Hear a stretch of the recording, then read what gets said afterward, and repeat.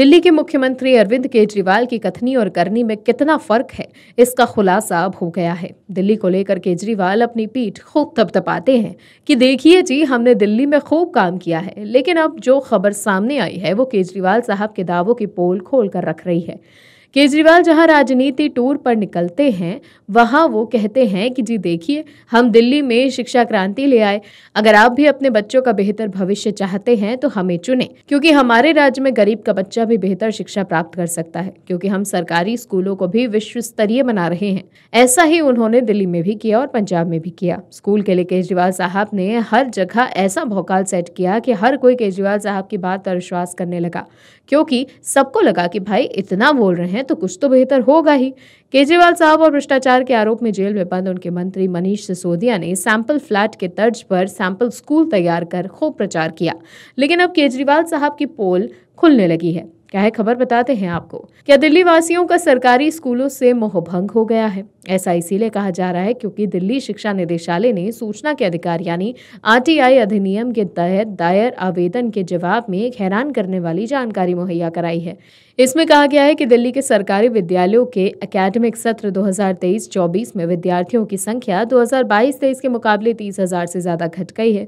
Corona महामारी के बाद 2022 में सरकारी विद्यालयों में विद्यार्थियों की कुल संख्या 17,79,385 थी, जबकि 2023 में विद्यार्थियों की संख्या घटकर 17,58,986 हो गई है, जो कि पिछले सत्र के मुकाबले 30,399 कम है। रिपोर्ट के मुताबिक दिल्ली में 1050 सरकारी स्कूल और 37 doctor BR Ambedkar school of specialised excellence schools हैं। दिल्ली शिक्षा निदेशालय से मिली जानकारी के मुताबिक पूर्वी दिल्ली के सरकारी विद्यालयों में 2022-23 में विद्यार्थियों की संख्या 2,06,027 है, जो 2023-24 में घटकर 1,99,730 हो गई है। वहीं उत्तर पूर्वी दिल्ली के सरकारी विद्यालयों में साल 2023-24 में विद्यार्थियों की संख्या घटकर 2,86,298 पर आ गई, जबकि 2022-23 में विद्यार्थियों की संख्या 3 लाख से ज्यादा थी। आरटीआई जवाब में बताया गया है कि नॉर्थ वेस्ट ए और मध्य दिल्ली को छोड़कर सभी जिलों और क्षेत्रों के सरकारी विद्यालयों में विद्यार्थियों की संख्या में गिरावट दर्ज की गई। वहीं एक मीडिया रिपोर्ट में ये एक दावा किया गया कि शिक्षा निदेशालय के एक अधिकारी ने नाम उजागर न करने की शर्त पर बताया है कि दिल्ली के सरकारी विद्यालयों में कोविड-19 के दौरान ज्यादा दाखिले हुए, लेकिन निजी विद्यालयों के खुलने के बाद बच्चों की संख्या में कमी आई। वहीं बच्चों का फेल होना भी विद्यार्थियों की संख्या में कमी की एक वजह है। मीडिया रिपोर्ट्स के मुताबिक ऑल इंडिया पेरेंट्स एसोसिएशन के अध्यक्ष और दिल्ली उच्च न्यायालय के वरिष्ठ अधिवक्ता अशोक अग्रवाल ने ये कहा है कि दिल्ली के सरकारी स्कूलों में बच्चों की संख्या कम होने के पीछे का सबसे बड़ा कारण पढ़ाई की खराब व्यवस्था है।